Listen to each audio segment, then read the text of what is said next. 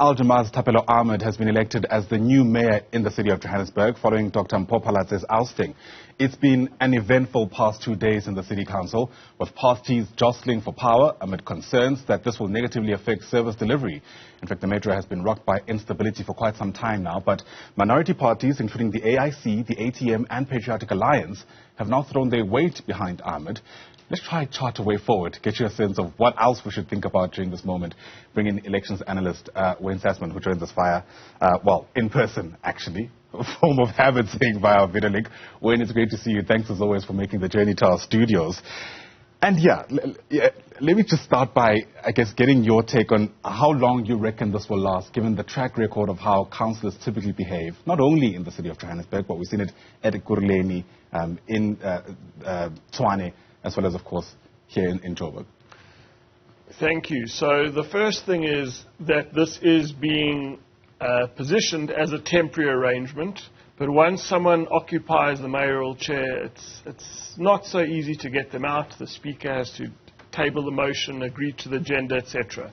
But I think it will be a short-term arrangement because the ANC and the EFF are trying to find each other with regards to Ekurhuleni and with regards to Johannesburg.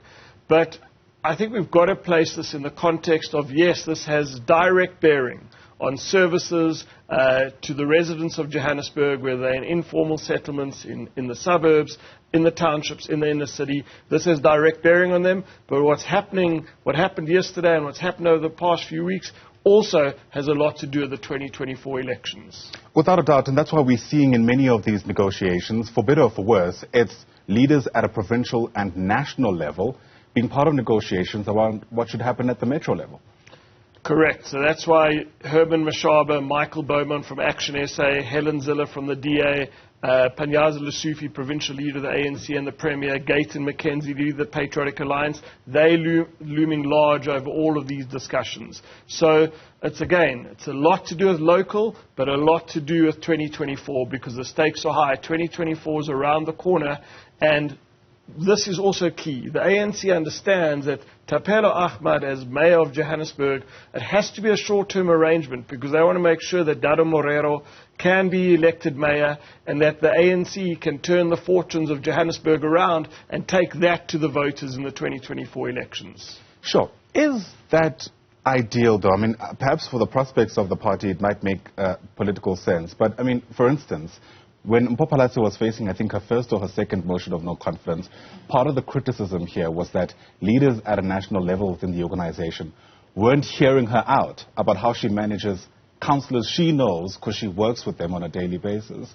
And so there's almost this concern that the leaders at a national level have these kind of blind spots that they're not able to factor in those negotiations. And in some instances, those cost them.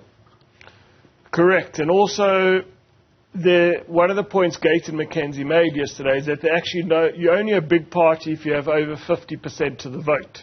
So that's something interesting to think of, because if you don't have an outright majority, you are dependent on your coalition partners. And Tshwane, we can come to Tshwane just now if there's a chance. Tshwane is slightly different to Johannesburg and Ekurhuleni, because in Johannesburg and Ekurhuleni, the Democratic Alliance were dependent on coalition partners who do not necessarily see the world and the way the city should be turned around in the same way like them. Like the Patriotic Alliance, they're also dependent on the votes of the economic freedom fighters. The Democratic Alliance hasn't treated the EFF well, so therefore it makes some kind of sense to me that the EFF would want to deal with the ANC, because the DA said under no circumstance will we work with the EFF, but the EFF were still instrumental in getting Tanya Campbell elected as mayor in Ekurhuleni, right, and Mpho Phalatse getting elected as mayor in Johannesburg. Ironically, as retaliation to the ANC when that happened. I remember quite well when they elected Tanya Campbell. Shall we chart the ramifications? Because I think it would be naive to think that what happens, for instance, in the metros in Gauteng doesn't have some kind of ripple effect on metros elsewhere. Correct, and municipalities out elsewhere. Yeah. So last night, overnight, there was a big announcement that the EFF had stopped working with the IFP in KwaZulu-Natal. We know, okay, let's just take a step back. 2019, with the Western Cape and Gauteng were the battleground provinces. When one looks at the results of the 2021 local government elections, you now throw KwaZulu-Natal into the mix and you throw the Northern Cape into the mix. But let's focus on KwaZulu-Natal. The IFP was propped up by the EFF in specifically two municipalities, Mapumolo in northern KwaZulu-Natal, close to places like Salt Rock and Belito and Kwadukuza, and then also in the far north of the province. Those municipalities, Mkhulubai, Lingana, those will now go to the ANC if the EFF works with the ANC in KwaZulu-Natal. But they're even bigger municipalities like Alfred Duma in Ladysmith. This is a key municipality where the IFP currently governs, and they want to turn that municipality around and show the voters of KwaZulu-Natal, look, we can do better than the ANC. Right. So this is all on a knife edge right now, and this is a significant development. It's one thing the EFF saying we're going to stop working with the IFP, but it's another thing saying we're now going to work with the ANC. Just one very brief point on that. The EFF have been masters of, they've been hard to predict at times. Right. There might be a risk to them if they become too easy to predict and saying, look, you guys are now working with the ANC in Gauteng and in KwaZulu-Natal. And I'm sure that in the EFF war room, in the EFF control room, that they are thinking about this.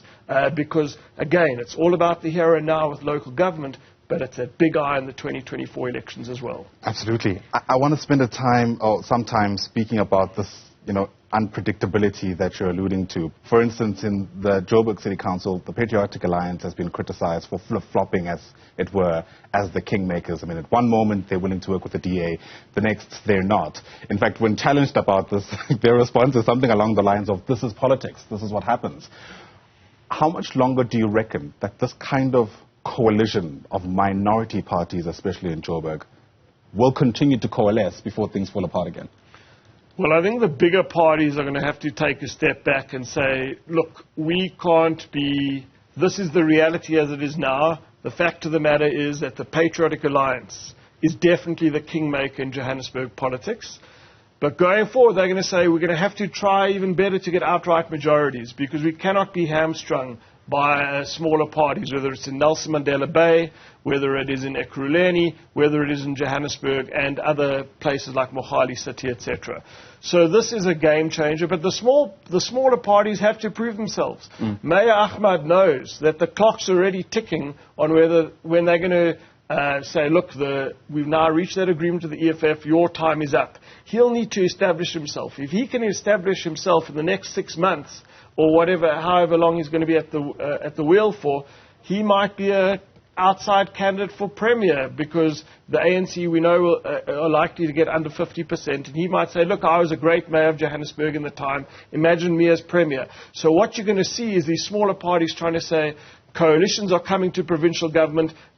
The ANC and the DA and Action SA will need to come find us, because we are the people who hold the balance of power. At the end of the day, just one thing for residents. I think politics does need an element of predictability. And the fact of the matter is that when voters went to the polls in 2021, Jama-ah was the 9th most popular party on the ballot and COPE the 15th most popular party on the ballot.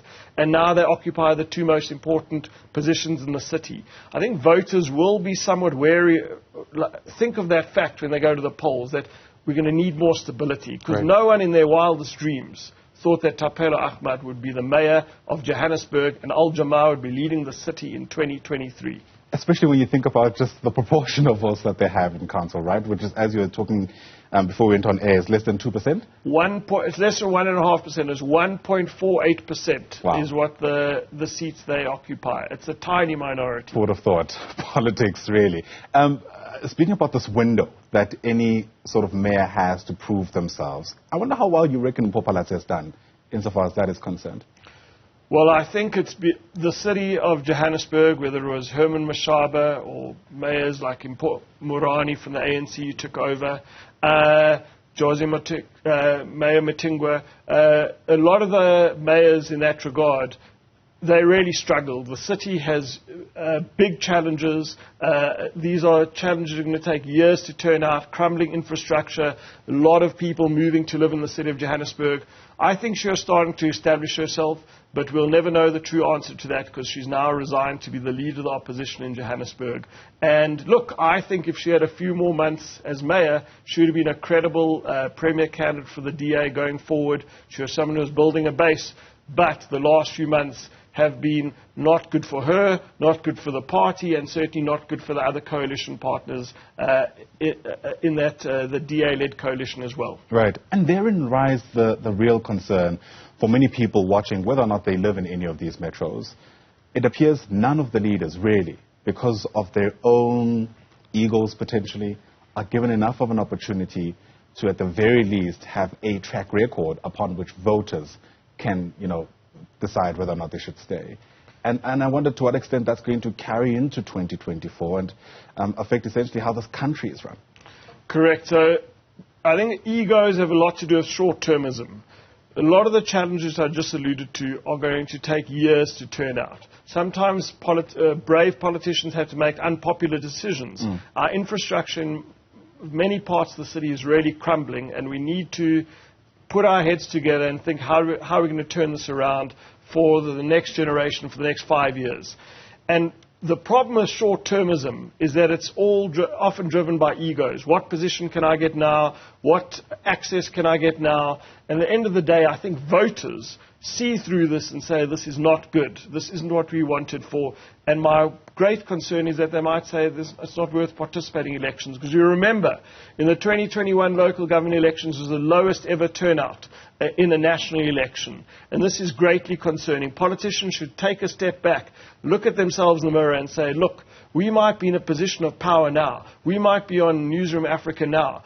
But less and less voters are coming out. Less and less people, less and less residents are convinced by our messages, and that's greatly concerning. Yeah, people are becoming disillusioned, quite frankly, about whether or not politics is a vehicle through which change can be instilled. And that, ironically, also brings us to question the legitimacy of the leaders that are elected, given just how few people decide that. Correct. And I just want to say democracy has its challenges here, but I shudder to think of alternatives in South Africa. We see, for instance, right now in Kumani in the Eastern Cape that the town has been shut down for a number of days. We see lots of service delivery protests in the Northwest Province in the Free State, that less and less South Africans are being convinced that those who are democratically elected can turn these areas around. It's of fundamental importance that politicians realize, not just for the sake of the now, but for the sake of the next few years, that elections matter and democracy is fundamentally important to deal with the aspirations and concerns of voters at hand, and it's going to be very interesting to monitor this. Absolutely, that's one way to describe it. Sobering insights. Wayne, it's great to have you. Thanks very much indeed for speaking to us. Really appreciate your time as we traverse these many different issues and their permutations. Wayne Sussman is an elections analyst. Once again, thanks very much indeed.